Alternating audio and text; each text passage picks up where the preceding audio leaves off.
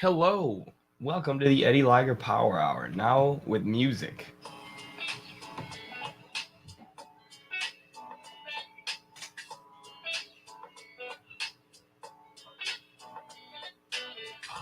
That's right, folks. You don't get that at other shows. We're the only show, I think, maybe ever to have music. So, you're welcome.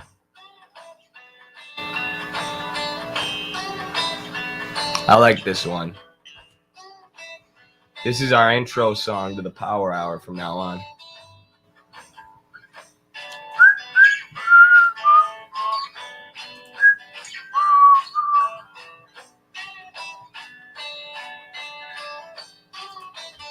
What's up, comrades? How's it going? There's not much going on over here. Had a morning off from lifting. I'm letting my muscles grow and rest. So now I got all this energy to do the power hour that I usually spend lifting and saunaing in the morning. So that's exciting. Lo-fi Midwestern marks to study by, LOL. Yes, that's what I'm trying to provide. I didn't even play the lo-fi music I got.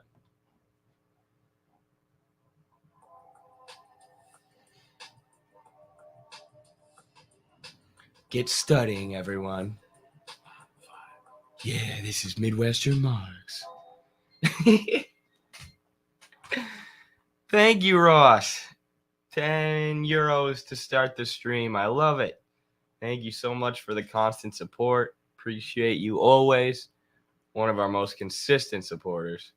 Gym moment. Yeah, sometimes I underestimate how much the gym drains me mentally and physically.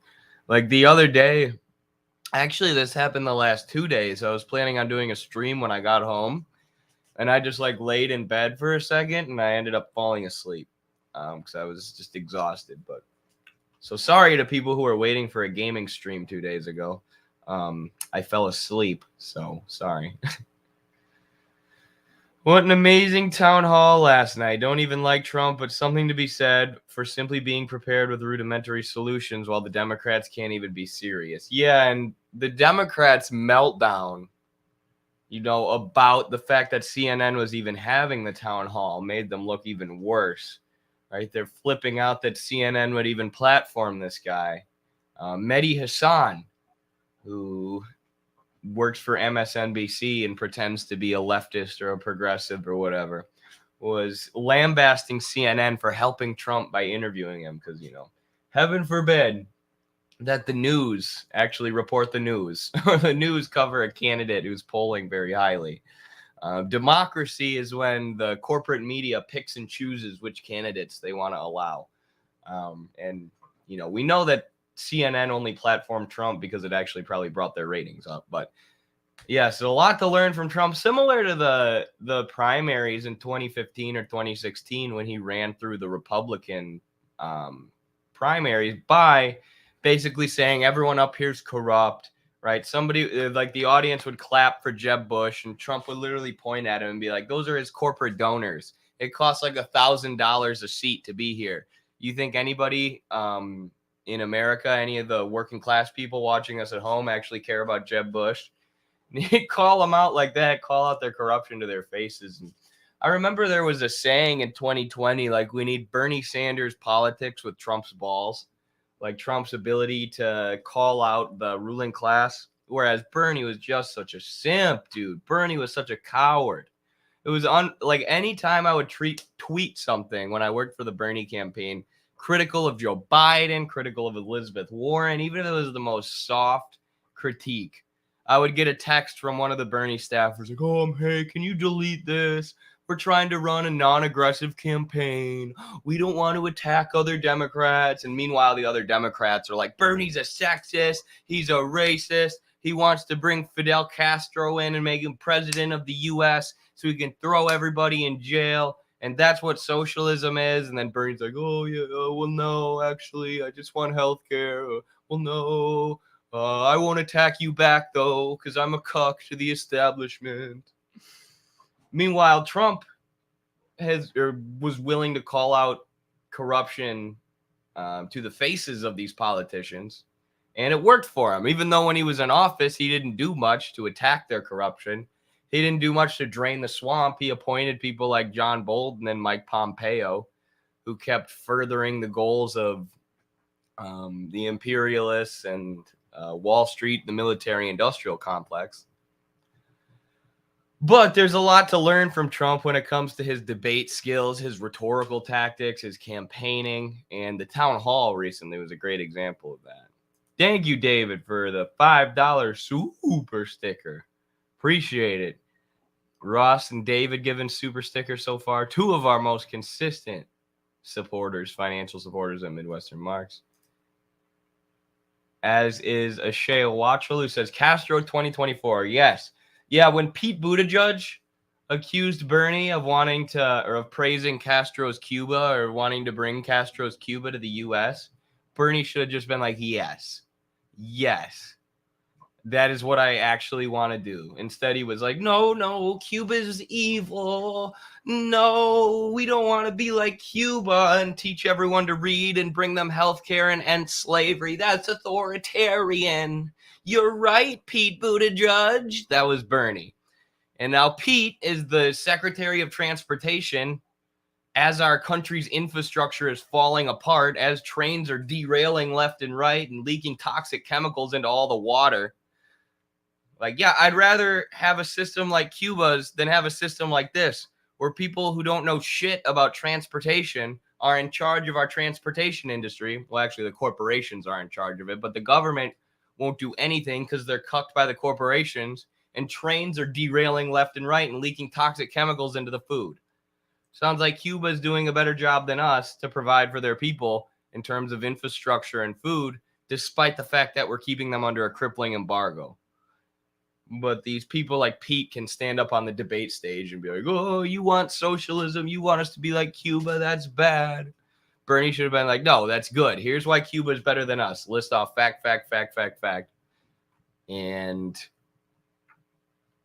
yeah, but he didn't. He was scared to call out he was terrified to call out the Democrats' corruption, to the point where even when he had working class staffers like me and Carlos and our friend Brock, who would call out the Democrats, Bernie would shut that shit down. No, you're allowed to talk about why you want free health care, right? You're allowed to talk about free health care. You're allowed to talk about rent control. You're allowed to bring these things up, but you're not allowed to criticize the Democratic establishment that's preventing you from having free health care, because they're better than Trump somehow. It's the Bernie line. Yeah, because Cuba totally had good infrastructure. Has? They didn't have it before the revolution. What world do you live in? You live in a world of U.S. propaganda where you don't know shit about Cuba. Watch any of our content on Cuba.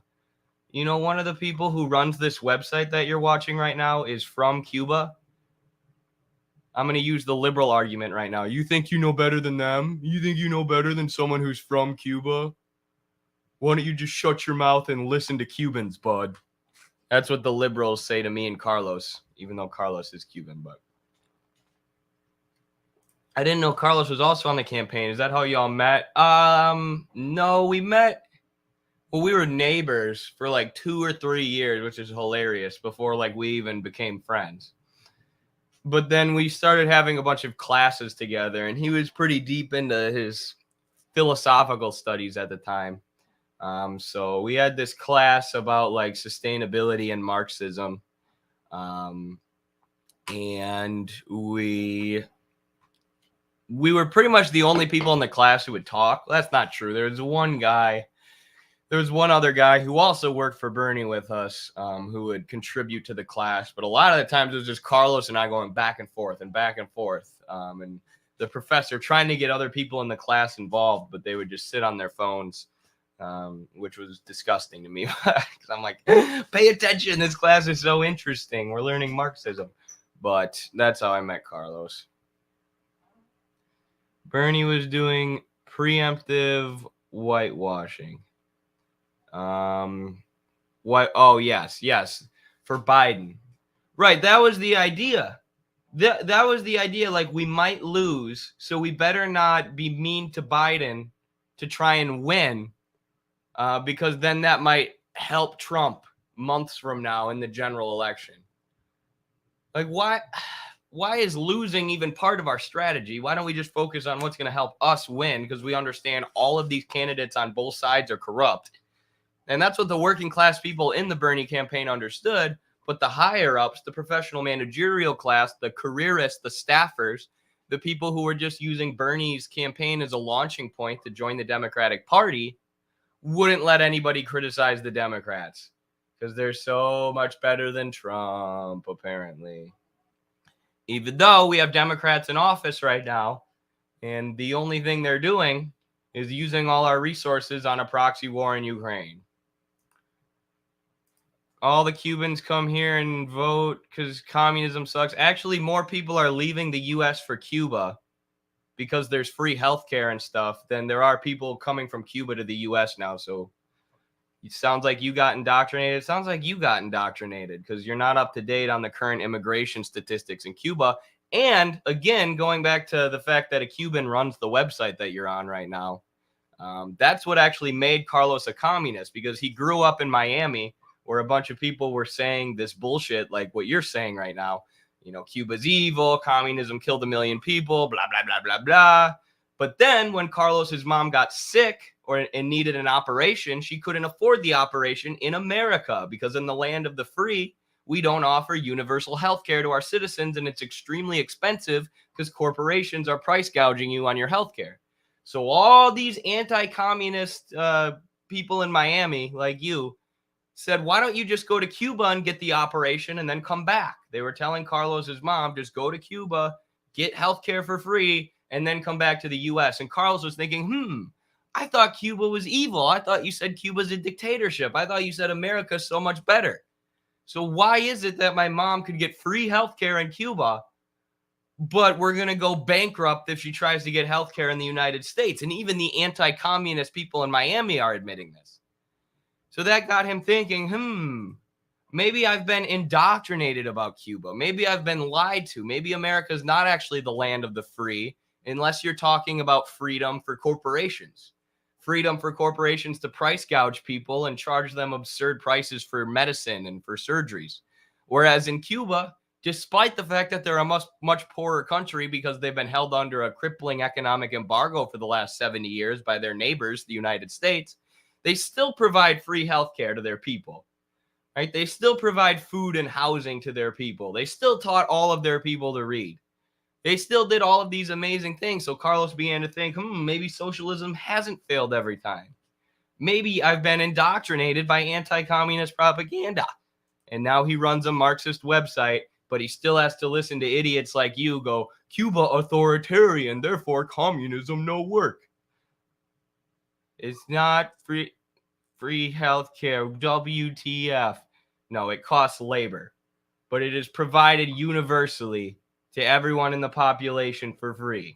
Everybody in the population has healthcare, despite the fact that Cuba does not have nearly the resources that we have, because like I said, we are surrounding them with our military and holding them under a crippling embargo. So this has been Lessons in Cuba. I hope you leave this stream a little less dumb than what you entered the stream, but I won't hold my breath. You seem pretty stupid.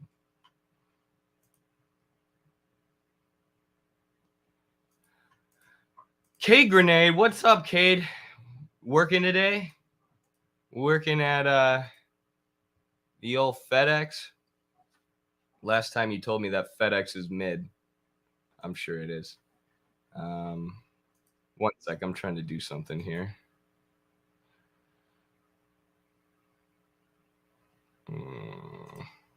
We'll just put that guy in a timeout. Now, sit and watch the stream, Z Cat Cube. Don't comment, okay? I want you to sit and watch and learn.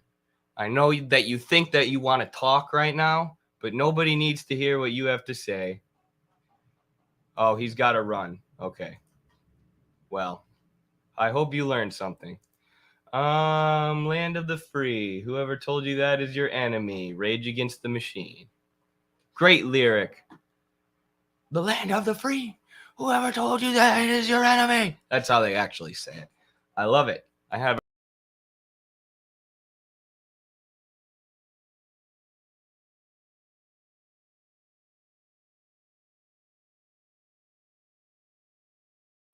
Oh my gosh, I just booted myself from the stream.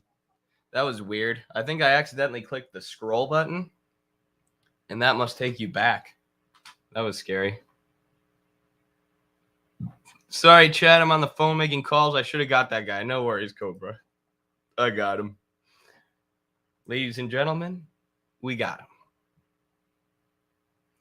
CIA, yes. The CIA took me out. No, I accidentally just hit the bad back button, but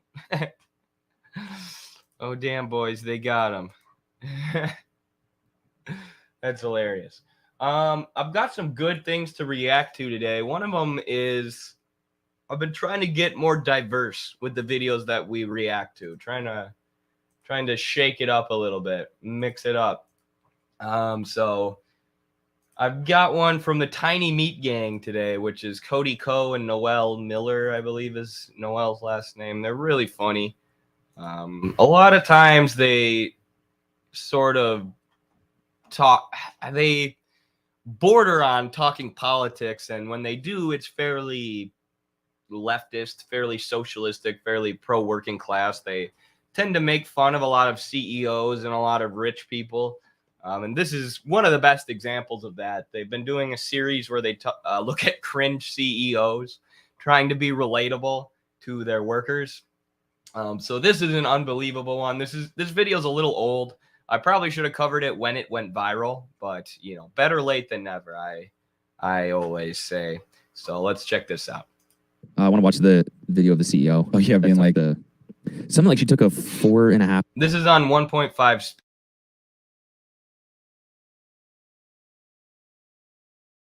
Something like she took a $4.5 million bonus that year, but then cut bonuses for employees. Yeah. Questions came through about how can we stay motivated if we're not going to get a bonus? What can we do? What can we do? Some of them were nice and some of them were not so nice. I got to turn this up. I'm sure they'll turn it up in a sec, but. So I'm going to address this head on. Ooh. Head on. Ooh. Now, I don't know how many of us have experienced upsetting a passive-aggressive. I don't know why you can't hear it very well. Nice and some of them were not so nice. So I'm going to address this head on. Ooh. Head on. We're not going to get a bonus. What can we do? What can we do? Some of them were nice and some of them were not so nice. So I'm going to address this head on. Ooh. Head on. Ooh. Now, I don't know how many of us have experienced upsetting a passive-aggressive person, but ooh. It's like this. That right there, she just pulled a desert eagle out of her pocket.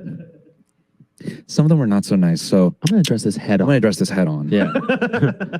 None of us could have predicted supply chain. None of us could have predicted bank failures. But what we can do is stay in front of our customers, provide the best customer service we can, get our orders out our door, treat each other well, be kind, be respectful, focus on the future because it will be bright. Stop asking why you can't have your bonus. Help the fucking customer. Yeah. Sell the product. Don't worry. Look forward. Stop looking at my $6 million. Keep your disgusting little eyes off of my $6 million. Look forward. And smile. And smile. Don't smile at my little statue right here. Look forward to the future, you poor piece of shit. That thing is worth more than your house, that little statue right there. Don't look at it. Look at the cup. Oh, that cracks me up. This is so good. This is so good when they talk about class, when they talk about CEOs and capitalists. They sound like socialists. They sound like working class organizers or working class comedians. Keep your poor little eyes forward. Quit looking at my bonus. I love it. These two are hilarious. Customer. Look forward. Look at your email. It's not good to be in a situation. Look where at we're your here, email. but we're not going to be here forever. It is. This isn't fun for me. It's not fun for me to take away your bonus. Listen, you're going to die someday. We're not going to be here forever. You're going to die someday, so you might as well work. Okay? Might as well look forward, look to the future, and focus on the things you can control. Yeah. You can control your face. Control your face. Yeah. Why are you crying? Yeah. Why are you crying? Why are you crying about my rent? Why are you crying? What? Our time on Earth is limited, right? So we might as well take that time, okay, the time we do have, the time we can control, and spend that time serving the customer. Is going to get better. So lead by example, treat people well, talk to them, be kind, and get after it. Don't ask about what are we going to do if we don't get a bonus? Get the damn $26 million. Spend your time and your effort thinking about the $26 million we need and not thinking about what you're going to do if we don't get a bonus. All right? This is, oh my God, look at the screen cap. Look at this psychotic woman. This psychotic CEO, this personification of capital, which is a Marxist concept that once capitalism is established, because the capitalists essentially just have to seek profit and seek surplus value, otherwise they'll go under, they just become personifications of their own capital, right? Relationships between people become relationships between things. So rather than seeing her workforce as people who want their bonuses so they can feed their kids or whatever, she just sees the profit that the company needs to make, and the workers as a means to gaining that profit. So she's like, quit asking about your bonuses, quit asking about your salaries and your money and whether or not you're going to be able to feed your children, and make the $26 million that the company needs, that my capital needs. She's a personification of capital, and CEOs are basically just like the head manager, right? So they're the head of the sort of nightstick that beats the workers and keeps the workers in line and says, hey, quit asking about bonuses and start focusing on the $20 million that this company needs to make. So whatever it is that company's capital needs or wants, which in this case is to cut wages for workers, but to sell more products in order to maintain surplus value and continue to pay psychotic women like this, giant salaries. Whatever the company needs, whatever is best for the capital is what the CEO and the owners are going to want or are going to do, right? So to her, it's common sense. Quit asking about your bonuses and start working hard. For me, I know you're not going to gain anything from it. I know you're not even going to get a Christmas bonus for working your butt off for the company, but put the company first. Put our capital first. It's a personification of capital to the point where like they're almost unrecognizable from like a regular human being, right? Like you could never see a human being yelling at you in any normal situation. Quit worrying about your bonus and start working hard to make $20 million for the company. But for a CEO, for a personification of capital, that's how you treat other humans, because capital comes first. This type of woman is my sleep paralysis demon. Yes, you just see them at the end of their bed, like, quit asking about your wages. Make more money for the company. Make more money for the company. Think about what's best for the company. If we don't get a bonus, all right? Can I get some commitment for that? I would appreciate that. I had an old boss who said to me one time, you can visit Pity City, but you can't live there. So people, leave Pity City. Let's get it done. Leave Pity City. Let's get it done. Talking about making a certain amount of surplus value for the company.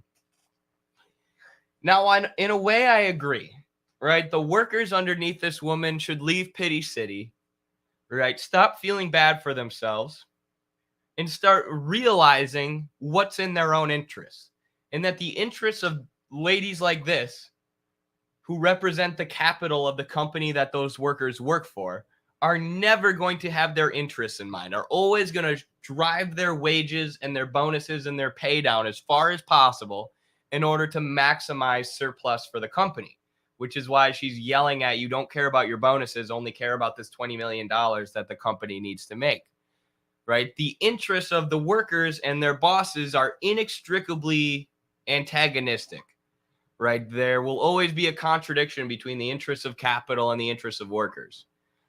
So yeah, you can feel bad about it, but what you need to do ultimately is organize and overthrow people like this. Seize the capital of this company, the resources of this company from psychotic CEOs like this, and use it to benefit humanity.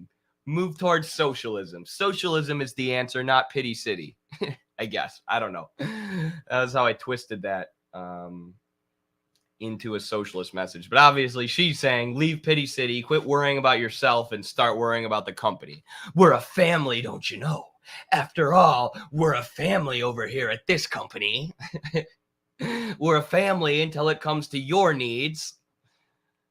How would Mao deal with these CEOs? Mao would leave Pity City, and throw these CEOs into a labor camp. Thank you. Have a great day. She just gave herself like a mic drop. Have a great day. Thank you. Have a great day. You know that she thinks that was so badass. She thought that was so cool.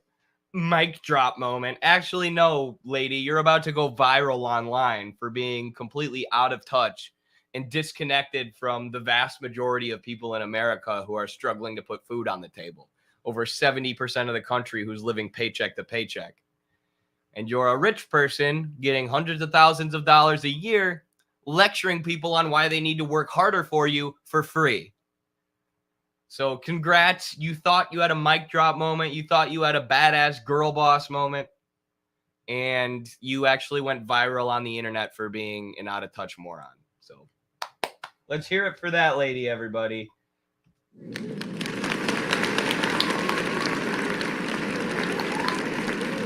Actually,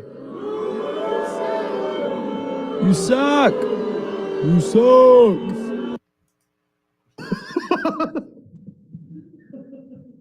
Now, if you're listening on audio, imagine hearing that. I like her hang loose statue. She should have ended with namaste. She should have quit asking about your bonuses and start working harder for the company.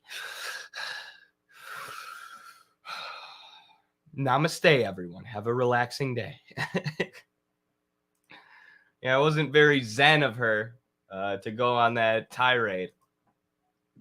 And then someone whose net worth is probably $40 million making a nuclear hand gesture at you.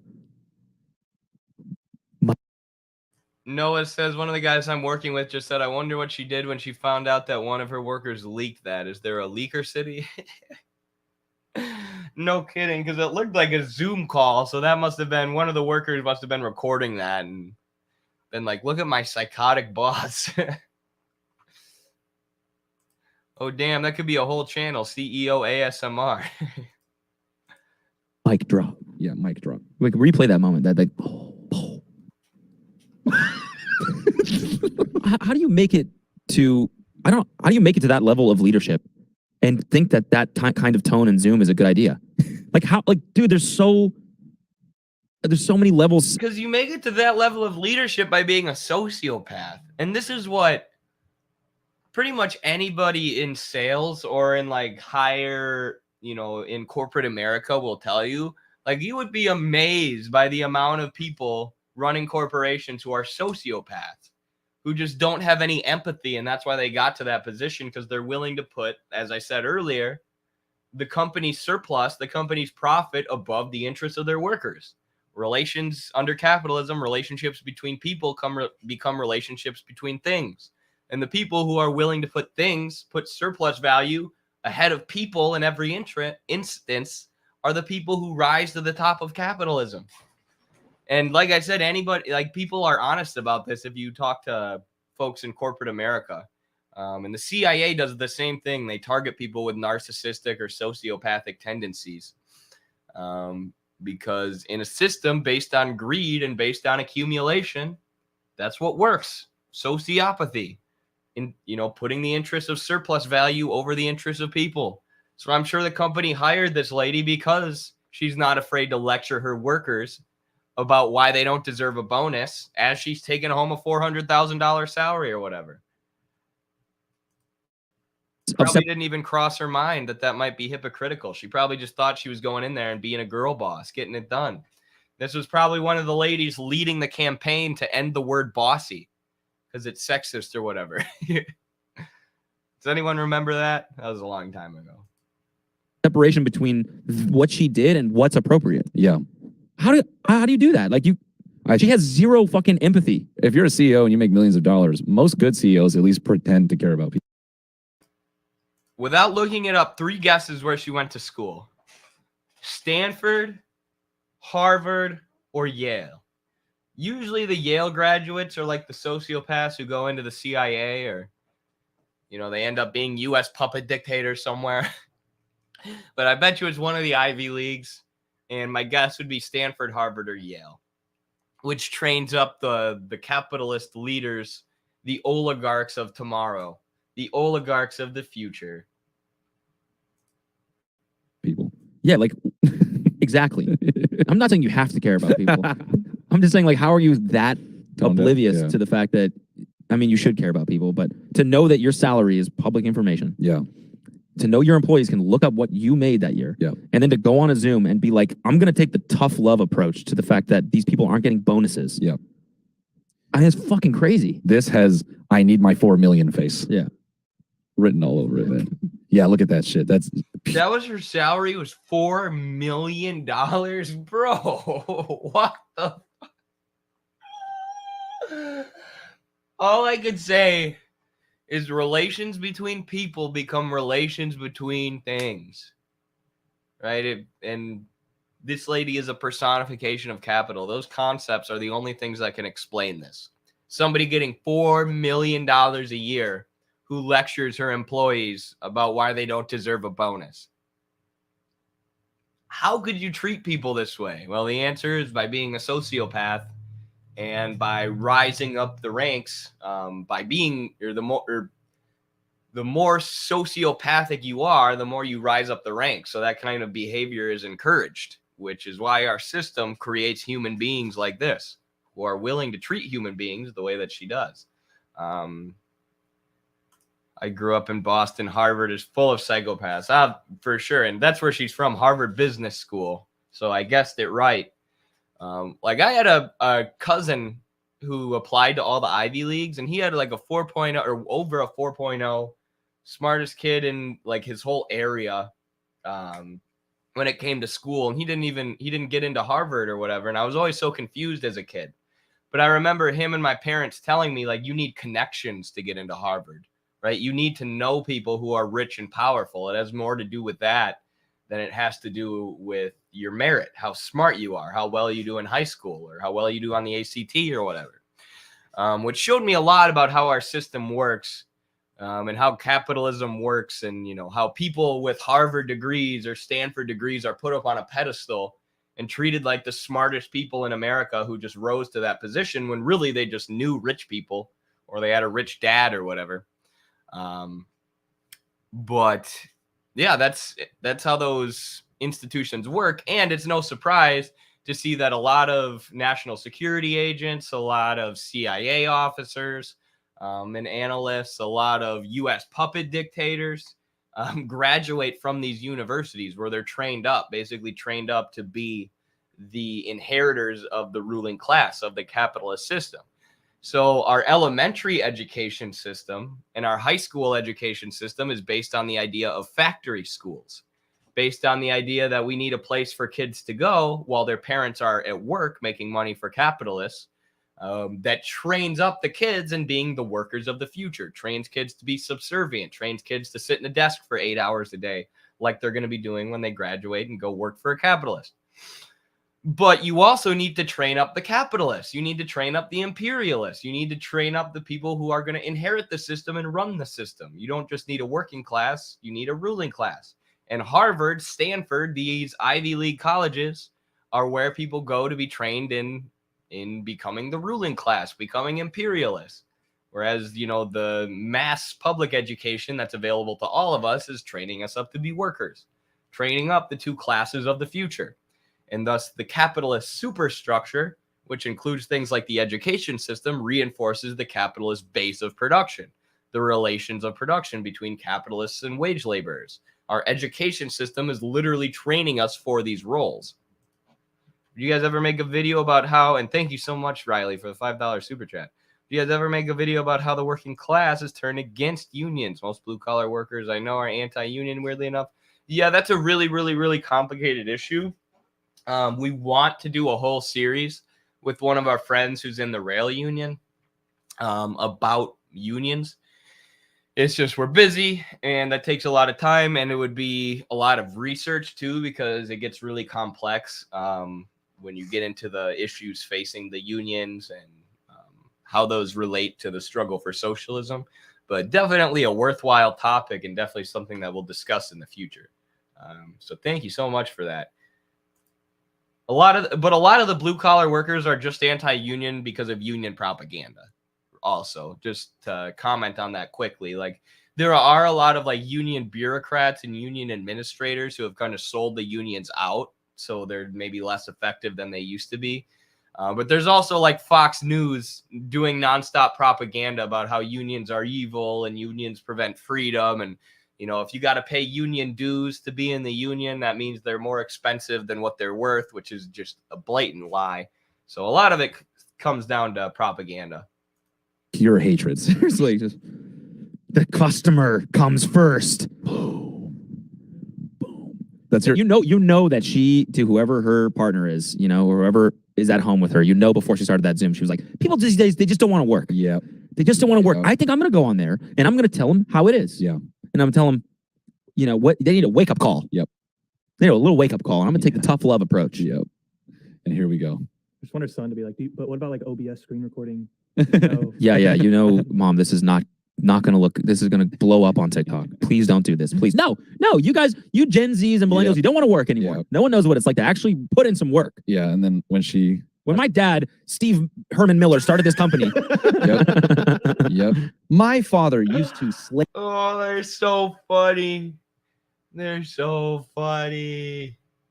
Away, beating other lower-waged employees to make these chairs with his bare hands. He used to have to hit employees with his own knuckles before they invented boxing gloves, before they invented mouth guards. That was the only way to get the chairs made, was for Daddy Steven to go and punch these stupid people right in their fucking faces. Yeah. And here we are, and I don't even punch the employees. And now, where's my bonus? It's like you don't even want to work. That was her kissing everyone's bonuses goodbye. So hilarious. So there we see the disconnect between the personifications of capital, the people who manage capital, and the workers who create all the surplus value and all the value that makes capital go and makes capital circulate. Crazy levels of disconnect between that lady and her workers, her staff. Who are these guys? That was Cody Ko and Noel Miller. They do a podcast called Tiny Meat Gang. Well, that's actually the name. They have like a musical group. They make like funny rap music. And they have a pretty popular podcast. Cody's YouTube channel is fairly popular too. I don't know about Noel's, but yeah, they're absolutely hilarious. And oftentimes they talk about CEOs or out of touch capitalists, and it's really good. I actually had a TikTok back in the day, a fairly viral TikTok, where Cody Ko said something like communist or something like class conscious. I don't know, something that sounded socialistic. And I made an edit of him. It was like the Soviet national anthem playing, and a hammer and sickle popped up by his head, and he started turning red.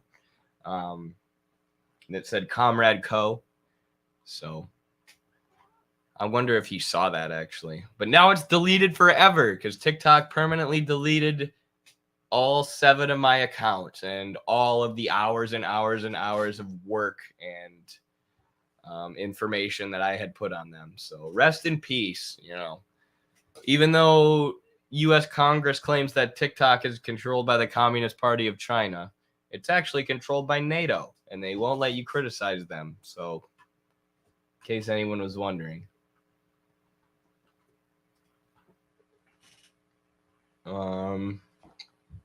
Speaking of people getting fired or people getting censored, there's some evidence recently coming out that Rupert Murdoch and his son, the notorious media moguls, media capitalists, and owners of Fox News, may have met with President Volodymyr Zelensky of Ukraine right before they fired or went separate ways with Tucker Carlson. So Tucker was obviously very critical of the NATO proxy war effort in Ukraine. He was starting to speak out against it. He was starting to anger a lot of the people in the corporate media establishment that Tucker has been a part of for the last 20 years. So now there's speculation that Zelensky and Ukrainian higher-ups pressured Rupert Murdoch and other Fox executives to get rid of Tucker because he was critical of the war effort in Ukraine. Just like TikTok tried to get rid of me for being critical of the war effort in Ukraine after hiring a bunch of NATO officials and former State Department officials to manage their content. It's amazing that Tucker was even allowed to say the stuff that he did on cable news for as long as he did, talking about how NATO provoked this conflict and NATO created this conflict and U.S. Western aggression provoked Russia from day one, and arguing for a peace agreement. But he did something happened in Tucker's head where he had some kind of a change of heart, and he started calling out the establishment at various turns, to the point where Fox went separate ways with him. So was the Ukrainian government, the U.S. puppet government in Ukraine, directly involved in Tucker's firing? I don't know. I'm not going to say yes or no either way. I'll just show you the evidence and let you decide. I'm Aaron Mate, sitting in for Jimmy Dore here with Misha Pollan and Americans comedian Kurt Metzger. Here's the headline. Fox News is bleeding viewers at 8 p.m. after ousting Tucker Carlson. Who could have thought that after ousting their most popular host that Fox News would be bleeding viewers? Well, when Zelensky makes a call, you got to... And I almost want to go on TikTok and do a victory lap because I was like, Fox definitely fired Tucker because he was critical of the war effort in Ukraine. So many libs are like, no, bud. No, you've lost the plot, bud. Tucker's actually evil, bud. Tucker could never actually say anything good that would get him fired by Rupert Murdoch because he's an evil demon, bud. And saying they actually fired him because he was losing money for the company. He wasn't profitable for the company. I'm like, what are you guys talking about? He's their most popular show. He's the most popular show on cable news. I don't like Tucker Carlson either. I have a million bajillion critiques of Tucker Carlson. But Fox News definitely didn't fire him because he was unprofitable, right? There was a campaign to attack Tucker's advertisers a while back, and a bunch of the advertisers dropped him. And it was still a highly profitable show because it's the most popular show in America. It's like the idea that they fired their most popular host for not making them money is absurd, but that's what these liberals were arguing and treating me like I was an idiot for not accepting that idea. And now Fox News is hemorrhaging money, losing money because they fired their most popular host. I was proven right, and where are these liberals? Who knows? They probably got distracted by something else, and they're not even following this issue anymore. I don't know. Or they're just in an echo chamber, ignoring all the actual facts that are being released about this event. Well, that's exactly right, because guess what just got revealed? The Murdoch's Ukraine connection. Hey, Rupert, this is Zelensky. Here's Semaphore reporting. The Murdochs talked to Zelensky in March, and Tucker Carlson's firing ended his public and private pressure on pro-Ukraine House Republicans. He said stuff that triggered the domain lawsuit. And yeah, this is what all the liberals were saying. Right? It doesn't matter that he cost Fox millions. He makes them way, way more than that every day. Right? This is what I'm saying. He cost Fox millions when there was a campaign online to get his advertisers to drop him. And all these companies stopped advertising with Fox News because they were getting pressured to on Twitter. Yeah, that cut their profits by millions. It doesn't matter. They're making way more than that. Right. So the idea that Fox wasn't going to stand behind Tucker because of this just one lawsuit, that's a propaganda point. That's not true. Fox has showed time and time again that they were willing to stand behind Tucker until he started criticizing the war in Ukraine and NATO and the military industrial complex and even wealth inequality sometimes, until he started attacking their material interests directly, repeatedly. So yeah, that idea that lawsuit is the reason Fox went separate ways with Tucker is just wrong. It's not true. That's what that was my point. That's what all the liberals on TikTok were telling me. And now we know that's not true because Fox is losing money from getting rid of Tucker, a lot more than they lost from that lawsuit. And the liberals haven't apologized. They haven't come back and said, you know what, I was wrong, and now the facts have proven that you're right. They've just entrenched themselves further in their echo chamber and told themselves that anybody who doesn't, or who suggests that Tucker might have been fired for giving anti-imperialist messaging is just an evil right-winger fascist. So just weeks before the Murdochs fired Tucker Carlson, they spoke to the president of Ukraine, Zelensky. Here's what Semaphore reports. Fox News executive chairman Rupert Murdoch held a previously unreported call with Zelensky this spring in which the two discussed the war and the anniversary of the deaths of Fox News journalists last March. The Ukrainian president had a similar conversation with Lachlan Murdoch, Rupert's son, on March 15th. The conversations came weeks before the Murdochs fired their biggest star and most outspoken critic of American support for Ukraine, Tucker Carlson. So there's been all kinds of speculation as to what the reason was for Fox firing its most popular host. Wait, the speculation is people that didn't watch him but heard about him from John Oliver. That's if you actually watch him, it's real obvious. What It's real obvious. And it's not for racism and what it's for. Kurt Metzger is so funny. He just described all of the people who were attacking me on TikTok for saying that Tucker might have got fired for being critical of the war in Ukraine. It's not people who actually watch his show, who are actually engaging with the facts of the event, like I said. It's people who watch John Oliver and who heard about Tucker from John Oliver and who get, all of their political narratives from The Daily Show or from Trevor Noah. People that didn't watch him but heard about him from John Oliver. That's if you actually watch him, it's real obvious. What It's real obvious. And it's not for racism and what it's for that. Yeah. So now you have this previous unreported call between the Murdochs and Zelensky. And this is more from Semaphore.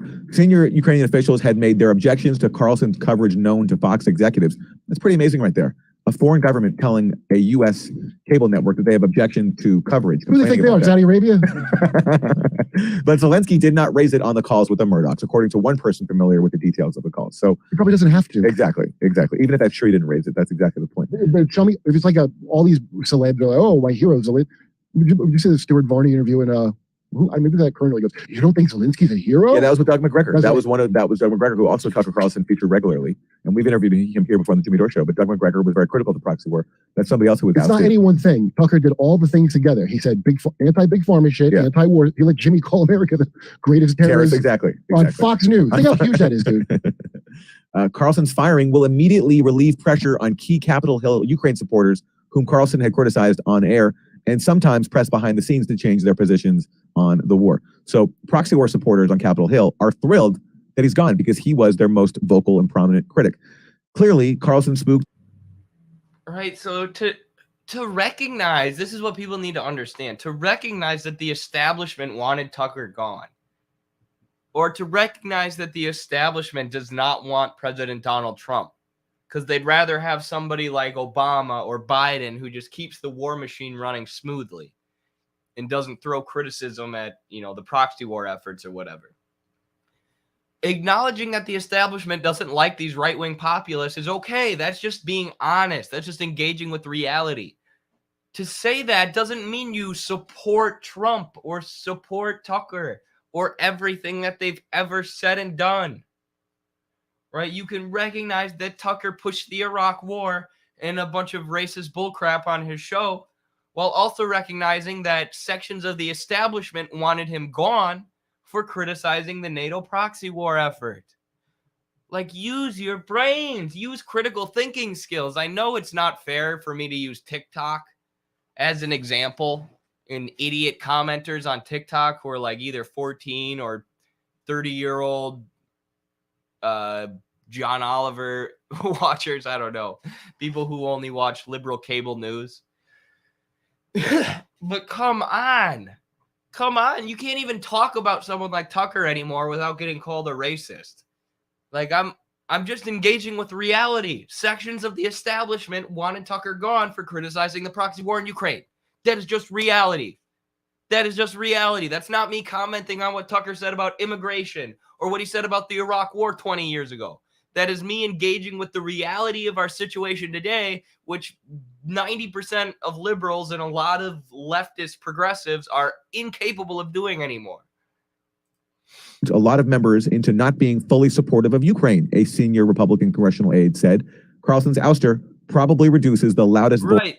Racism is perfectly fine on cable news. So is sexism. Criticizing the war machine is not. Right. And I criticized Tucker when he was going on cable news and spreading racism and stuff and promoting the war machine. But it's interesting that as soon as he starts criticizing the war machine, they're done with him. They kick him out. Right. But you're not even allowed to say that. Nope, nope, nope, nope, nope. Off limits. You're praising Tucker Carlson. You're being a fascist. Voice out there against U.S. support. What about those Chinese war games people? Are they hoping to divert from Ukraine to this new Taiwan thing? Well, they want both.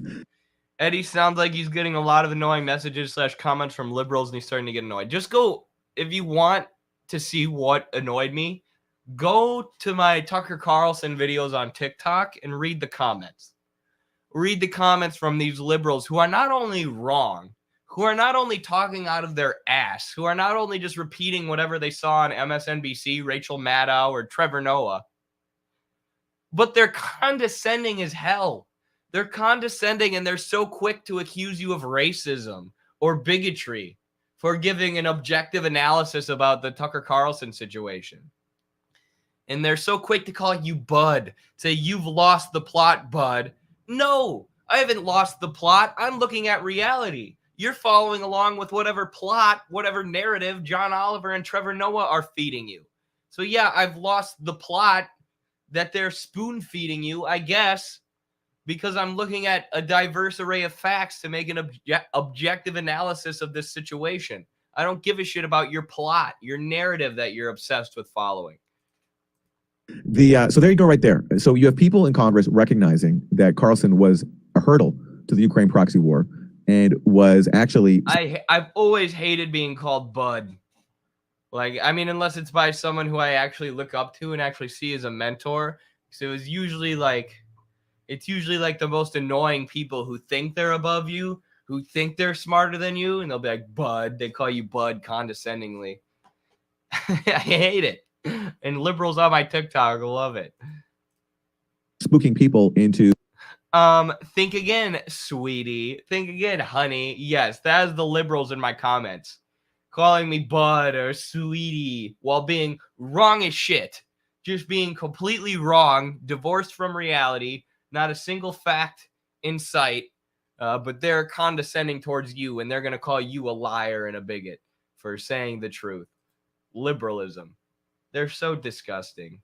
There's so many of them on TikTok, and they've also helped me get banned, and I hate them for it. Not being as supportive of it as they otherwise maybe would have been. And yet, it's still a mystery as to whether or not his anti-war perspectives that he was airing on the air were a factor in his firing. Well, I think all this is a pretty big clue that was a pretty big factor, if not the decisive factor. Regardless of the reason for Carlson's departure. Especially Insta-libs, they're the worst. And they also have their stuff boosted by bots, and they don't understand that. Like, there was that study that came out a while back that 60 to 80% of pro-Ukraine Twitter accounts are bots, and 90% of them are pro-Ukraine bots. So these libs tweet things about Ukraine, and then they get a bunch of likes. And they're like, oh, I'm right. Yes, this is confirmation that I'm correct. I got a bunch of likes on Twitter. Like, you got a bunch of likes from State Department bots. Congrats on being a State Department stooge because you're addicted to dopamine hits that you get from people liking your tweets. More moderate pro-Ukraine members. That means more extremist members, because what's more extreme than supporting a disastrous proxy war that enables neo-Nazis that are incorporated into Ukraine's armed forces in the process? And who get to censor our... Exactly. That's pretty extremist. I don't know why. I mean, did the Nazis achieve that here? So pro-Ukraine members of the Republican caucus on the Hill are not hiding their relief. For example, Senator Mitt Romney, he says to the primary Republican voter, the active participant, the grassroots voter, he's a person they listen to and has a big influence. Yeah. So Romney is thrilled that he is gone. I don't think Romney gets how this influence works. Like, Tucker gradually became that, okay, over time, and that's why he's getting all those Democrat viewers, as well as Republican. But you only get them as long as you're doing that. Once you stop doing that, they go. It's not like, oh, he has such a cool personality. Yeah, right. Yeah. That's a very good point from Kurt. This is such a good point. It's not like people are watching Tucker Carlson because he's so cool, he's so funny. He's just a boring white guy. But that's the only place on cable media where people can go and even get a hint of the truth, even get a hint of criticizing proxy war in Ukraine. which is why his show is so popular, and which is why Fox News is hemorrhaging money now that they ditched him. So it's just so interesting. People get that artificial dopamine hit while the PSYOP campaign keeps going. Yeah, and this is like Gabriel Rockhill talks about this. Like, there are a lot of pseudo-Marxist academics who serve imperialism who he criticizes, and oftentimes they are directly funded by the CIA or directly funded by the State Department or the NED or the Ford Foundation, whatever NGOs. But a lot of the times, all that the NGOs have to do, and the CIA and the State Department, is create the conditions that will allow these anti-Marxist, pseudo-Marxist academics to rise up. So they'll create the conditions where you can be an academic celebrity if you say, yeah, I'm a Marxist, I'm a socialist, but the Soviet Union was evil, Cuba was evil, China's evil, every socialist experiment is evil, revolution's evil, we should never even try it, but I'm a Marxist, right? The Slavoj Žižek types, the Frankfurt School types. And all that the CIA has to do is create the conditions where you can become an academic superstar, a celebrity, by saying these things, by writing these things, and then people will do it. People will come because they want to make that money. Similar thing with the Twitter bots, right? They don't necessarily need to put out pro-NATO bots that say the same thing over and over and over again, right? They don't need to put out bots that put new ideas into the world. They just need to put out bots that like a certain kind of tweet. So when real people tweet things that are pro-NATO, these bots go and like it. And then the people who tweeted the pro-NATO thing are like, oh, wow, I got a lot of likes. Dopamine, serotonin. I better tweet more pro-NATO stuff. Right? You create the conditions, you create the theater for the actors, for the puppets, for the useful idiots to come dance for you. So that's what they're doing with the Twitter likes, manipulating people's drive for dopamine and people's drive for social media attention, and giving them attention for spreading pro-NATO propaganda. And I think that's a lot more common than having bots who are, like I said, putting out unique information or substance. I was going to say something else about that, but I forgot. Hey, y'all, listening while I wash the dishes at work, LOL. Nice. I love it. I love when I always say this is my favorite. It's my favorite when people are at work, grinding away while listening to Midwestern Marx, while listening to theory, learning how to organize and overthrow their bosses while in the belly of the beast. Carlos and I usually call going into banks going into the belly of the beast, actually. Every time we got to go into the bank and withdraw money. Like, we're here, the belly of the beast. Should we seize it? I don't know what made me think of that. At work, too. Badass. I believe Lenin referred to these types as opportunists. Yes, it is just opportunism. So that's what I should have said, is the ruling class creates the conditions for opportunists to exist and for opportunists to emerge. They create the conditions where if you're an opportunist, you'll get a lot of social media likes.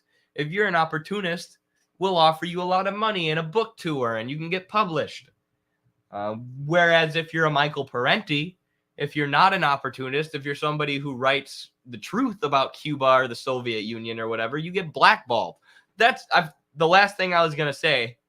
And I forgot this. I also think a lot of those State Department social media bots, in addition to liking certain kinds of content, I also think they report certain kinds of content. So someone like us pops up telling the truth, and I think those bots go and leave hate comments maybe, but mostly just report for misinformation. So those videos get taken down. So pro-war, pro-NATO content is being boosted by likes from bots. Philip DeFranco style content is being boosted by these bots. And truthful content, independent journalism, is being taken down by these bots. More so than the bots are putting out, like I said, substantive information or unique arguments. I think they're more creating the conditions where you're incentivized to spread NATO propaganda and you're de-incentivized from telling the truth. You have 7 of your TikTok accounts banned if you tell the truth. Whereas you can get hundreds of thousands of views and you can even get an internship with the Biden administration if you're willing to lie and do propaganda. Shout out to the TikTok influencers who are getting paid by Biden and are open about it. When I got taken down for being a Russian plant, when I've never even talked with anyone from Russia in my life or gotten money from anyone in Russia in my life. You're only allowed to be a plant from the U.S. State Department. So dumb. So dumb. Lenin is a really great and funny writer, too. He is. Carlos and I were, or no, Noah and I were saying that. We were talking about doing a Hegel, some kind of content related to George Hegel. And we were like, gosh, he's so confusing. Like, sometimes I wish he would just get to the point. And then we were saying, even Marx, we're like, people misinterpret them so much because they, rarely just summarize real quickly what they mean or what they're saying. They usually have these really long run-on sentences where they try and cover everything, and they don't come to any super definitive conclusions until the end. After like pages and pages and pages, they finally get to a conclusion about something. Whereas with Lenin and even Friedrich Engels, they just get to the point. They're like, yeah, that 700 pages that Marx wrote? Here's what he was trying to say in 5 pages. Here's all that condensed. It takes until Lenin for someone to just finally get to the fucking point. Just kidding. Marx and Hegel are so worth reading. They're so great. But it's much, much, much, much different than reading Lenin or Stalin.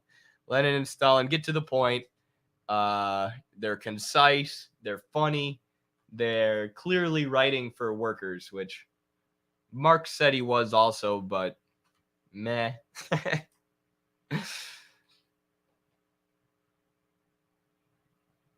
Better to team up along class lines and deal with the sources of these problems. Yes, that's Marxism.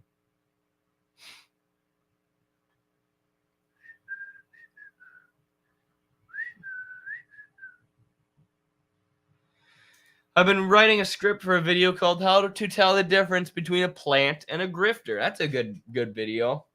I had a hard time, and maybe this is just because I was young when I got into politics, and it was before I was in the real world, before I had to sell my labor in order to survive, and, understand how much pressure there is, especially if you have a family, to maintain a job and continue making money, which I don't have a family, but, I'm under a lot of pressure to make a certain amount of money every day and work a certain amount of hours so that I can support myself. And I can only imagine what that would be like if, I had a wife and kids.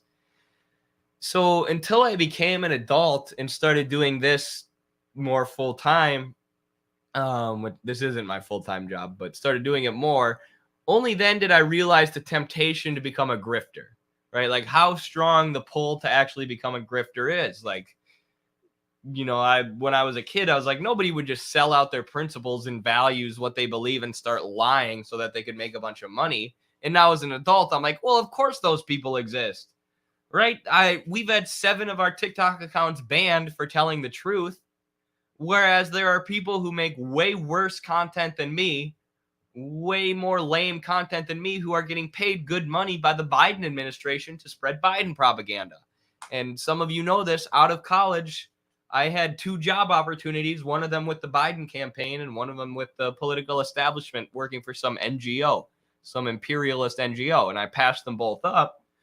But I could be making very good money right now, living in a good house, being very successful for somebody my age and bragging to all my friends about all the money I have and, talking to my girlfriend about when we're going to get married and having kids. That's an option if I would have chosen to grift.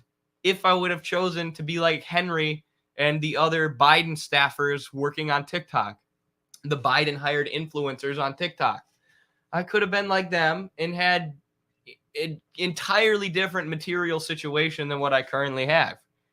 So yes, the desire to grift is there for everybody. And it takes someone who's really from the working class, someone who's really dedicated to this shit, to not grift. It's difficult to resist the temptation of opportunism. That's why people like Lenin and Mao and people who actually led revolutions are such heroes. They resisted opportunism every step of the way. But yeah, grifting is a real problem. And be aware that a lot of the people you're listening to and who sound so sincere and who sound so convincing and who sound like they're speaking directly from the heart, they're just grifters. They're just making money. People like Matt Walsh, former actor, Ben Shapiro, failed writer, Steven Crowder, failed comedian, Dave Rubin, failed comedian. These are actors. These are actors who found a lane where they can make money by saying this, by feeding these corporations who fund the Daily Wire or whatever or by feeding them what they want to hear. I can make a certain amount of money every day. I can live in a big home with 2 pools in the backyard like Steven Crowder. So be aware of grifters. And I think this, whatever your video, or I think this video from VNTCV is very useful. Is going to be very useful. How to spot the difference between a plant and a grifter. I think that's a great idea for a video. Thanks for the sub. Did somebody gift a sub to Lazy K? Thank you. Thank you to all the Twitch subscribers. Twitch subscribers and YouTube members get a bunch of emotes and some perks. As Jordan Peterson said, making money is hard and they take pride in it. Yeah. Peterson got asked about that recently, actually. It was kind of an interesting video. To be honest with you guys. Thanks, Eddie. I'll do my best. Awesome. Yeah, there's the emote that you get if you're a Twitch subscriber. Thank you, Enduron7. I know we don't have as many followers on Twitch as we do on YouTube, and the chat isn't as active, but I love y'all Twitch supporters, Twitch subscribers. Y'all are awesome. Appreciate you, and that's why I also do the gaming streams, which we'll do one today, hopefully, exclusively for Twitch. Well, actually, they're streamed on Eddie Liger Gaming or Eddie Liger Smith Gaming on YouTube, so subscribe to that too. But other than that, the only place to watch the gaming streams are on twitch.tv/MidwesternMark. So I'll keep trying to put out exclusive content for the Twitch supporters because I love you all from the bottom of my heart. What does Eddie think about weed? I smoke a lot and think it weakens and culls the revolutionary mind. Yes. I could go on forever about this. And I don't know how much I want to reveal about my own personal habits and history with the marijuana. But I do think for people, I think there probably are some people who need it like as a medicine, like all day, because it calms them down and stops them from being crazy. But, really, I think it has medicinal benefits as like a sleep aid, as things like that. And I think it should be absolutely legal for medicinal purposes. And, the fact that the war on drugs is a sham. There's so many people in jail, right now who need to be released. There are corporations profiting off of weed while there are black people who are sitting in a jail cell for profiting off of weed. It doesn't make any sense. I should just say poor people in a jail cell. We know the criminal justice system and the war on drugs targeted people of color more so than white people, though. But really, it's just people in poverty who are targeted by the war on drugs. But yeah, I mean, there's totally downsides. Like, I'll tell you this. I recommend that nobody smoke weed. Even if you like to smoke the weed, don't smoke it during the day. Right? During the day, have a clear mind. Right? Be able to do tasks and read and organize or be organized and things like that during the day. And if you want to smoke weed at night to unwind and relax, go for it. Right? That's your time to relax, where you don't need to be using your brain for organization, for revolutionary activity. But if you're doing revolutionary activity, unless you're superhuman or unless you're one of those people who, like I said, basically needs the weed to function, I do think that the weed is going to distract you. It's going to make it hard to organize and focus. Not everyone, right? Maybe that's just me. But I also think it's kind of a personal thing. Like, you got to figure out what works for you and how your body reacts to the substance, because everybody reacts to it different. Yeah, that I do want to make a point though, that I've seen the weed really, really, really, really help people with medical issues or with sleeping issues, or things like that. So, there are some Marxists who are just like, weed and all drugs are bourgeois decadency. They should, under socialism, all drugs will be banned. And, I do think under socialism, we got to do something about the illegal drug cartels and get rid of them, and then totally revamp the prison system so it's actually based on rehabilitation, not on just punishing people and throwing them in a cell to make money for the prison industrial complex if they get caught with a drug.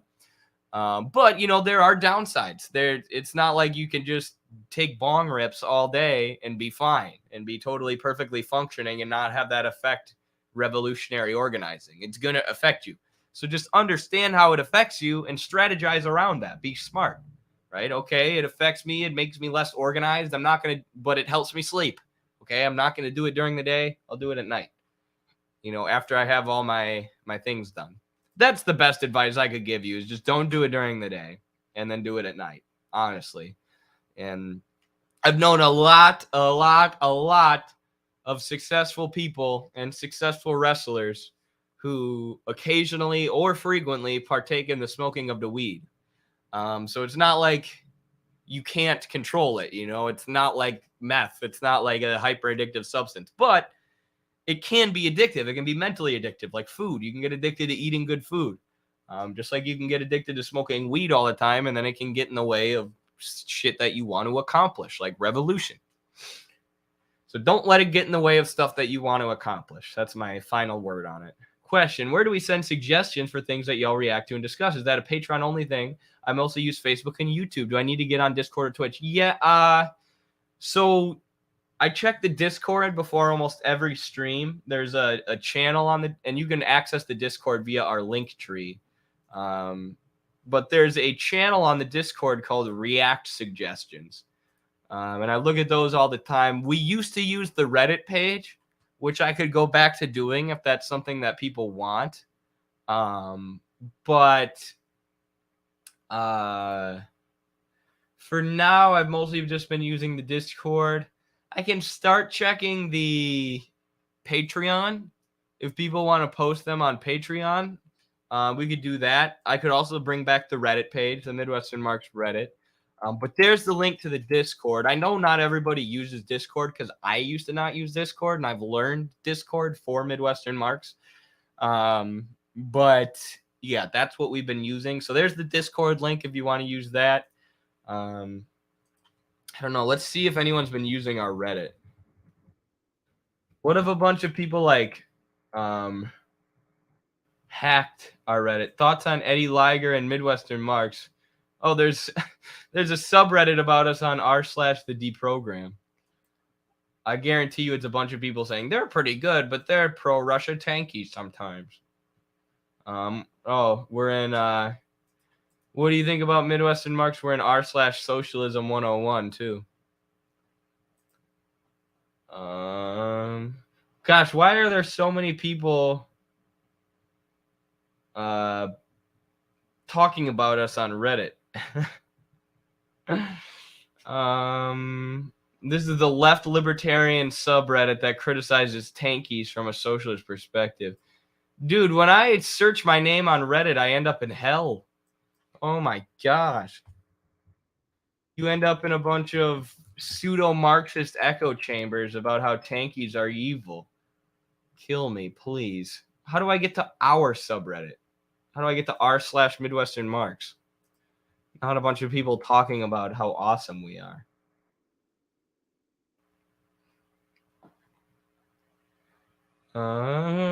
Okay, so here's our subreddit. If people start posting stuff that react suggestions in here, I'll start looking at them. The Discord link in the link tree is expired. God dang it. Dude, I can never get these to work. I just sent one in the chat.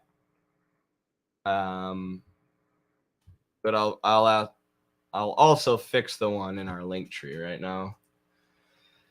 I don't know why that's such a difficult thing for us. Getting our Discord to work. It hasn't been working on Patreon either.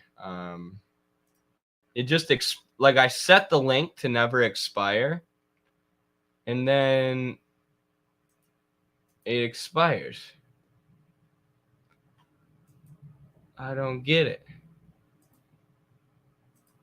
I don't know why. Oop, it looks like we actually had some drama in our Discord recently. So be ready for that, peoples. Be ready for the drama. Just kidding. We're cleaning up all the drama on our Discord. We've been doing a lot more with that. All right. Now, the link tree should work. Or the Discord link in the link tree should work. And there's a link to the link tree. If the Discord link and the link tree doesn't work now, I am deleting our Discord for good. Just kidding. But I will be upset. Also, the Midwestern Marx subreddit, if you want to post suggestions in there, I'll also start checking it.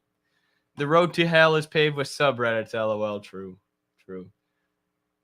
Yeah, they were saying that I was spreading there were socialist subreddits saying that I was spreading anti-Ukrainian propaganda.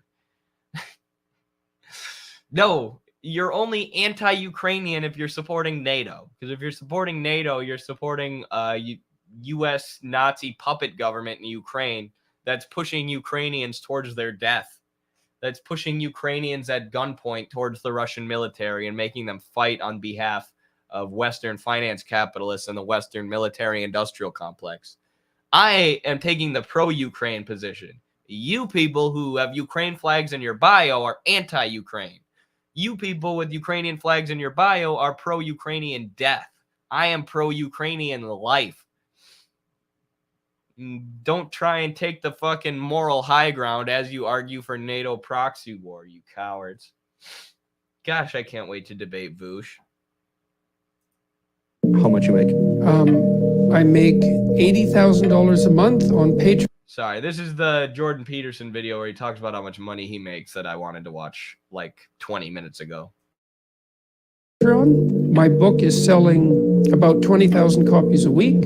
I have royalties that probably amount to something approximating $1.50 on each of those. The tours garner about $35,000 to $50,000 an evening. I have a business that's generating, I don't know. Why is every Jordan Peterson video the most dramatic thing I've ever seen? Why can't this guy ever just have a normal conversation? It's always some intense music and then he starts crying. Like he's probably going to be like, I make $15,000 for my Patreon. And the leftist Antifa hordes want to take it from me. Like, just tell us how much money you make. It doesn't need to be the most dramatic thing ever. Something in the neighborhood of $200,000. That's what gets views, though, for shorts. If you put dramatic video music in the background, your shorts get views. So I understand. I get what they're doing, but it's still silly. A month for me personally.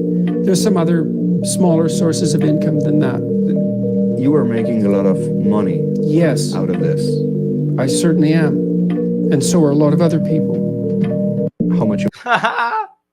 And that, my friends, is why grifting is such a common thing. He's open about it, which is good. I mean, that's fair.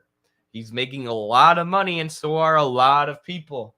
And for a lot of people, that's their incentive to do this. Their incentive isn't revolution. Their incentive isn't making the world a better place. Their incentive isn't seeing the working class come to power in a country that's run by corporations and oligarchs.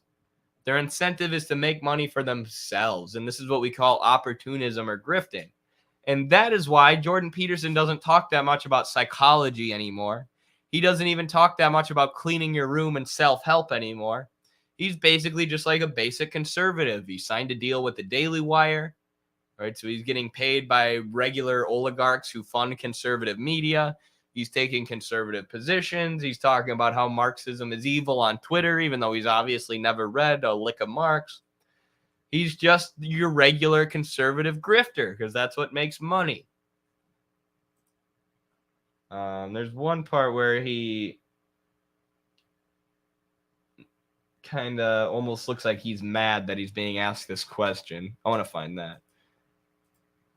I've said right from the beginning that I'm an Yeah, here it is. I've said right from the beginning that I'm an evil capitalist. evil capitalist. I don't make any bones about it. I'm not ashamed of making money. It's very hard to make money. He's so serious. He's so serious because he knows it's fucked up. He knows deep down. Like he's saying, I'm not ashamed of making money. He clearly is because he knows that you can either be intellectually honest, you can either stay true to your principles and values, or you can change those values based on what will make you money, based on what corporations are willing to pay you to say, right? And he sold out. I mean, his values were pretty stupid from the beginning, and he wasn't a great intellectual from the beginning by any means, but he found what conservative think tanks and libertarian NGOs and corporations and capitalists are willing to pay him to say, and now he says that over and over and over again. So he knows, you know, that's why he says, I've said right from the beginning that I'm an because he's supposed to be an intellectual. He's supposed to be a thinker. He's supposed to be someone who tells you the truth, regardless of, you know, if it's popular or if he can make money from saying it. He's supposed to tell you the truth because it's the truth. That's what intellectuals do. But he's not an intellectual. He's a grifter, an evil capitalist, as he would say. Doesn't make you evil, Jordan. Well, by my own personal moral judgment, maybe. But it just makes you an opportunist. It makes you a servant of the capitalist ruling class and an enemy of the revolutionary workers movement. evil capitalist. I don't make any bones about it. I'm not ashamed of making money. It's very hard to make money. Can I ask you bluntly? It's not, though. That's the thing. Like, for some people, sure. But, like, I had the opportunity to be a grifter. It would have been easy. I could have just been working for the Biden administration right now. I could have worked my way up in their campaign. I could have used the Bernie campaign as a launching point to find some career in politics with the Democratic Party. Or I could have worked this job where I shit you not. They tried to sell me on the job by saying this is a job where we help export democracy to other countries. See, other countries aren't as developed as America. They aren't as far along in their political process as America. They don't have as much democracy. So we're going to help them attain democracy. So some imperialist NGO that I'm sure overthrows foreign governments for a living or helps overthrow foreign governments. I could have been working a job like that, or I could have been working with the Biden administration. But I said no and decided to do this, decided to stay true to my principles and values and try and organize for a working class revolution in this country, which is hard. It takes an insane amount of work and it doesn't pay much at all. Being a grifter would have been fucking easy. Being you would be easy, Jordan Peterson. You just have to say whatever your bosses want you to say. And then be super dramatic and cry all the time and eat meat, I guess. How much you make? I make. So we already watched that part. It was so dumb. Eddie, could you react to this TikTok I made dunking on Peterson and his book Maps of Meaning? Sure, I could do that. I just wanna. Maps of Meaning is such a ridiculous book. Meaning is such a ridiculous book. And that's oftentimes like claimed to be Peterson's good work, like his intellectual. Dude, are you kidding me? I mean, I already intellectual masterpiece, but it's really actually a stupid book. Let's see what Jacob has to say about it, baby. Dude, are you kidding me?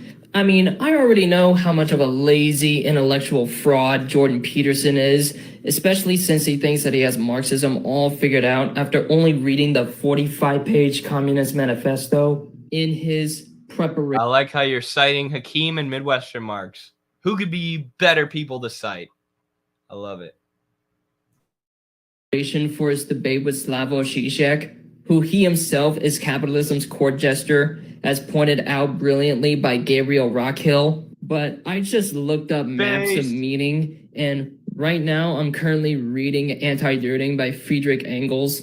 And Anti-Dirting, or at least the copy that I have, is this 300-page response to this academic by the name of Eugene Dirting, who is extremely anti-Semitic. In actuality, Eugene Dirting is an awful lot like Jordan Peterson now that I think about it, because Jordan Peterson is known for spreading the cultural Marxist conspiracy theory, which itself is a rebranding of an actual anti-Semitic conspiracy theory that was literally invented by the Nazis. Isn't it weird how like all these new grifters and all these new arguments from grifters are basically just reformulations or rebrandings of old arguments that Marx and Engels already like defeated?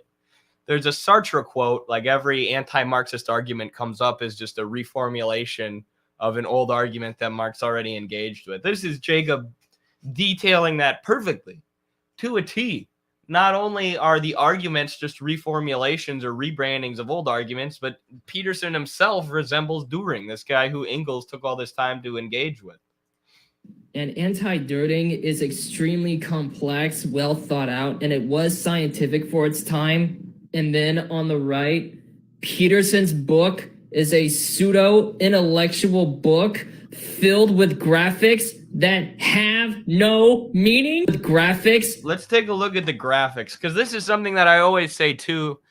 Once you read Marx and Engels, or once you read real scientific analysis, dialectical materialist analysis, not just from Marx and Engels, but from any Marxist, right? Somebody who's trying to actually grasp reality and is trying intensely hard to understand reality as best we can using scientific analysis, using what can be observed, using facts and evidence to understand reality. Then pseudo-intellectual gobbledygook looks so stupid in comparison, right? When somebody's just making shit up, pulling stuff out of their ass, doing what we would call idealism instead of materialism, it's so easy to spot, and it appears as so goofy once you're used to reading, you know, dialectical materialist work, actual materialist analysis. And Maps of Meaning is the best example of that, right? Like the dialectic in Marx and Engels is super well laid out. It's based on material reality. It's based on what we can observe in the real world. And then you have Peterson drawing like a dragon eating its own tail, or a bunch of circles here which lead into the dragon and the statue of the naked man and the paradise walled garden. Like, it's just idealism. It's nonsense made up in his head. It's a fantastical reflection of the material reality invented in Peterson's mind. Like, this is not materialism, and it's super obvious to anyone who's ever read a real materialist analysis. What does this say? The matriarchal world of darkness. Like, what the hell? And Maps of Meaning is filled with hilarious graphs like that. Watch Hakeem's video on it if you want to have a good chuckle. No meaning? Are you fucking kidding me? How is this a real debate, dude? Like, when you put a book like Maps of Meaning up against a book like Anti-Dirting, which is extremely well thought out and complex, like, I don't know, it's stupid. But I gotta admit, this right here is my favorite part of Maps of Meaning, and it goes to show you what type of person Jordan Peterson actually is. Idealists, this is so true, Matt. Idealists need to drown you in chapters and chapters of word soup to convince you that they're smart, and so many people fall for it. Yes. People see that gobbledygook, that intellectual language. They see a bunch of big words that these academics will throw at you and throw at you and throw at you in order to make their work seem intellectual and seem more truthful than it is. It gets a lot of people to just trust it. Oh, this must be true. I don't understand all the words they're using, so I'm having a hard time criticizing it. It must be true. That's what all the Frankfurt schools thinkers did, all the French postmodernists. Like, dude, you can read a postmodernist, or you can read someone like Zizek for like 3 hours and, you know, not really grasp what he's saying, or not grasp the point, or grasp the conclusion, because it's just a bunch of intellectual jargon and gobbledygook intended to make you think that he's smart. And Peterson's Maps of Meaning is one of like the pinnacles of idealist intellectual or academic gobbledygook, while being one of the most absurd books of all time that really says nothing. And Peterson's like trying to give a meta narrative about history, right? He's trying to do what Marx did and looking at history and what drives history, what causes history to move, what causes societies to change and transform into new societies, to rise and fall. Peterson's trying to do that, but he's doing it with graphs about dragons eating their tails and all this bullshit, rather than looking at struggle between materially defined economic classes, concrete economic classes, which can be strictly defined and which change throughout time based on struggle between each other. I dreamed I saw my maternal grandmother sitting by the bank of a swimming pool, which was also a river. Her genital region was exposed dimly. It had the appearance of a thick mat of hair. She was... Bro, what? What the hell is this, Jacob? Oh my God. stroking herself. What? What am I listening to? Is this a deep fake? I dreamed I saw my maternal grandmother sitting by the bank of a swimming pool, which was also a river. Her genital region was exposed dimly. It had the appearance of a thick mat of hair. She was stroking herself absent-mindedly. She walked over to me with a handful of pubic hair compacted into something resembling a large artist's paintbrush. She pushed this at my face. I raised my arm several times to deflect her hand. Finally, unwilling to hurt her or interfere with her any further, I let her have her way. She stroked my face with the brush gently and said, like a child, "Isn't it soft?" I looked at her ruined face and said, "Yes, Grandma, soft." Solidarity, comrades. Is that real? Is Jacob still in here? That's not a deep fake? That's really in his book?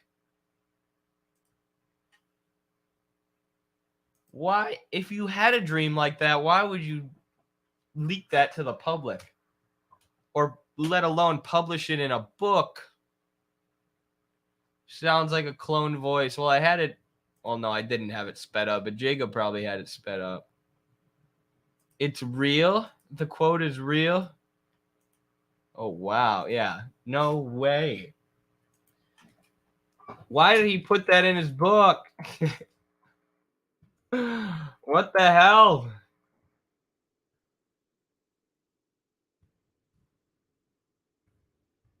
Why? All right, we got to figure out if this is real. I tried so hard to find the clip from Jordan Peterson's audiobook. I know that Lance... Yes, this is the whole bunch of shit libs.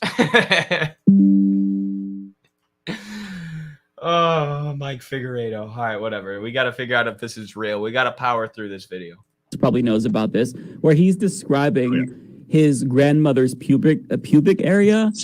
I need the panel to react to this. So it's part of one of my. Yeah, I'm pretty sure. I'm pretty sure Lance has that one bookmarked. It's his homepage.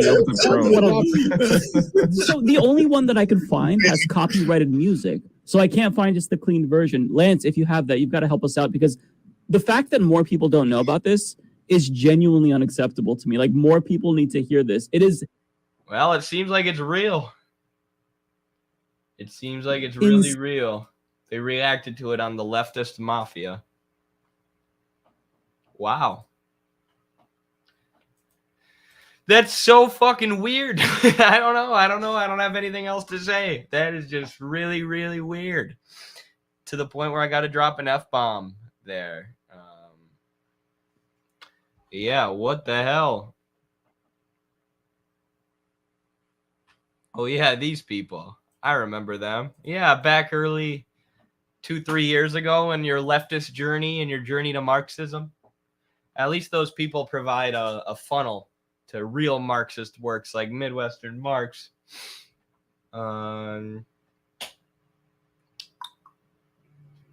Yeah, let's watch one more video for today. I was going to end the stream, but I have one more video that I think will be worth watching. And then I'm going to probably take a nap, eat some food, and come back and do a gaming stream for the Twitch and for the Eddie Liger Smith Gaming YouTube account.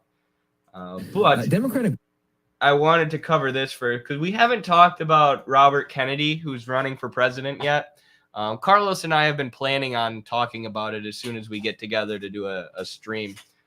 So we will cover it soon, but I wanted to hit on this even before we did that because he was talking about the JFK assassination and talking about how John F. Kennedy, who he is a descendant of, was killed by the CIA, which obviously this is something that Michael Parenti talked about in his excellent work, The Gangster Nature of the State, the CIA or the JFK assassination and the Gangster Nature of the State, which is something that I talked about outside of the JFK Memorial in Fort Worth, Texas, in a video about the JFK assassination that went super viral before being removed from TikTok forever by the NATO operatives and State Department operatives who manage TikTok's content.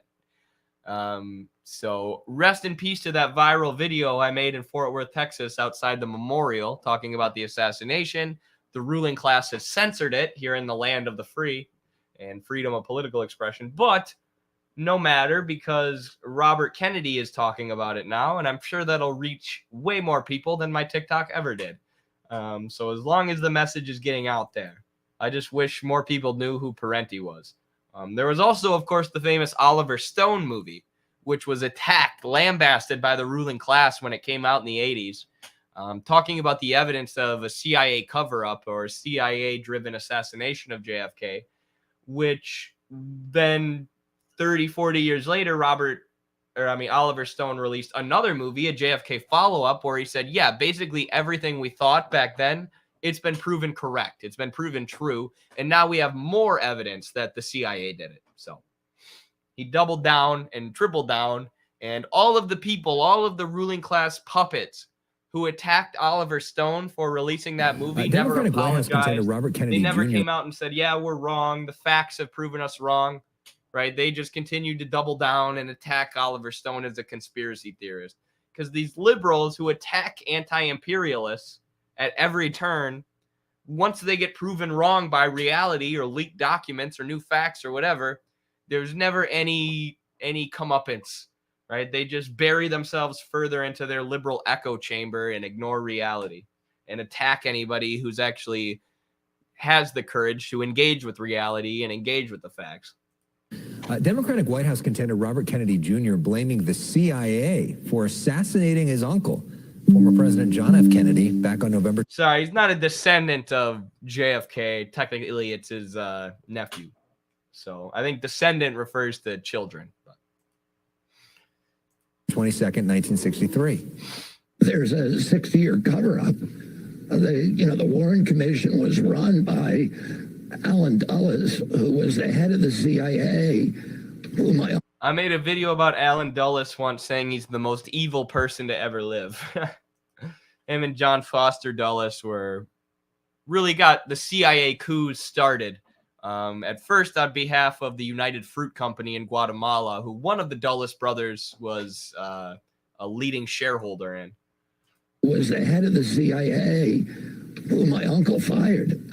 Congress found that, yeah, it was a plot. It was a conspiracy. There were multiple people involved. RFK Jr. adding there is overwhelming evidence that the CIA was involved in this murder. I think it's beyond a reasonable doubt at this point. The CIA, of course, claims the agency was involved in the assassination of JFK a lie. Now, Kennedy is citing James Douglas's book, JFK and the Unspeakable, as having the most evidence. Tonight, RFK Jr. calling on President Biden to release all the documents about his uncle's death and follow through with the 1992 Assassination Records Act Biden voted for. We asked he's Pompeo right. to join. It is undeniable at this point. It is. And if you don't believe that, I mean, it's been undeniable for a while, but there's been even more evidence that's come out. But if you don't believe it, like I said, watch Michael Parenti's watch or read Michael Parenti's The JFK Assassination and the Gangster Nature of the State. You can read it here. I'll post the link in the chat, where he talks about the cover up and just all the evidence involved and how improbable it is that the CIA wasn't involved. Like, you would have to just be burying your head so far deep in the sand and just ignoring all the facts and all the evidence to think that the CIA wasn't involved and that there wasn't a cover-up. And this is the piece that I talked about outside the JFK Memorial in Fort Worth, Texas, which TikTok deleted forever because they're servants of the ruling class who want to censor the truth.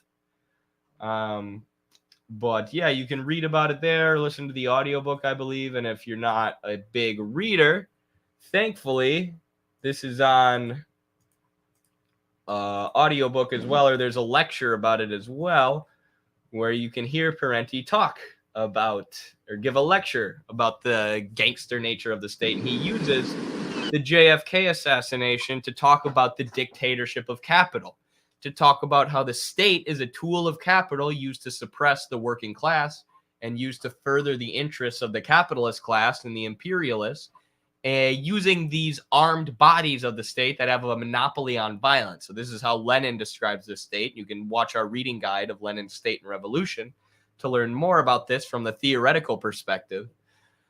But ultimately, there are these armed bodies of the state who are allowed to use violence, right? The police are allowed to shoot you. You're not allowed to shoot them. They have a monopoly on violence. The CIA is one of these armed bodies that helps push for the interests of capitalists when it comes to the media, when it comes to overthrowing other governments, when it comes to assassinating our own democratically elected president.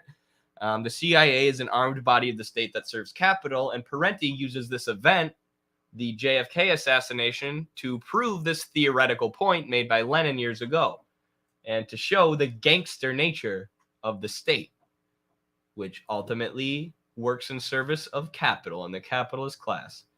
So yeah, very cool. I wish I could show you my video about JFK where I was in front of the JFK Memorial. That would be very cool. But like I said, the scumbag NATO operatives who work for TikTok deleted it forever because they don't want you to get the truth. They want you to be filled with a world of lies. They want you to live in the Twilight Zone where you get attacked for sharing reality. But something interesting, Garland Nixon, who I really like and respect, is a really awesome journalist, said that he'll actually be voting for Robert F. Kennedy because he has been critical of the proxy war effort in Ukraine, whereas Marianne Williamson, who's also challenging Biden, has not. So Marianne posted this: I'll be speaking at blah, blah, blah this Mother's Day, the Truth Center, blah, blah, blah, campaigning, blah, blah, blah. Garland Nixon ratioed her by saying, you seem genuine enough. However, RFK Jr. sees through the neocon lies about Ukraine and you don't. So I'm going with him. Fair enough. Fair enough. He doesn't want us to go to World War III with Russia. So he's going to vote for the person who's against World War III. How does Marianne respond? Putin's talking points are no better than neocon lies. I see through both. Ugh, she's so lame. We're so over this. We are so over these political establishment reformist politicians who are so terrified of criticizing the Democratic Party and criticizing the war machine, and who are willing to go along with straight up State Department talking points, straight up State Department narratives. If you're against the proxy war, if you're against what NATO's doing in Ukraine, you're just spreading Putin talking points. You're supporting Putin. Like, I'm going to claw my eyes out. No, this is the strategy that the U.S. does every time. They create a boogeyman. They create this evil supervillain. So then anybody who's critical of the U.S. war effort, they can then accuse of supporting that supervillain. You support Gaddafi. You support Saddam Hussein. You support Vladimir Putin. No, I'm just against the U.S. starving countries with economic sanctions and bombing their children. I'm against NATO destabilizing entire countries and throwing them into chaos and pushing us towards nuclear war. You're the one who said that that's a Putin talking point. You're the one who brought Putin into the conversation because using this boogeyman is the only way to make your stupid, murderous, imperialist argument, Marianne Williamson, who's also argued for a two-state solution in Israel. So Garland said the conversation is about geopolitics, not Putin or Assad or Maduro or whoever the last neocon boogeyman happens to be. The U.S. needs to get the heck off of both Russia and China's borderlands and attend to the needs of its own people. Spitting. Facts. There's no reason to even bring Putin into this conversation. So we just quote tweeted this and gave it some face palms. It's just some face palm. Putin's talking points. Face palm. Anytime you hear a progressive or a leftist or a self-described socialist accuse somebody of spreading Putin talking points because they're against proxy war, you give them 3 of these. Face palm, face palm, face palm. Come on, Marianne. Get your head out of your ass. Can't you see in the crystal ball that they're pushing us towards nuclear war? Aren't your crystals warning you? Sorry, I got to make one crystal joke about Marianne. Seems like a nice lady. Seems honest, but she's been tricked. She's been tricked into supporting proxy war, and she's been tricked into supporting a 2-state solution. All of these basically State Department talking points that are designed to trick well-meaning, compassionate people into supporting things that they would never support otherwise. Trick them into weaponize their compassion and get them to support regime change. Rough.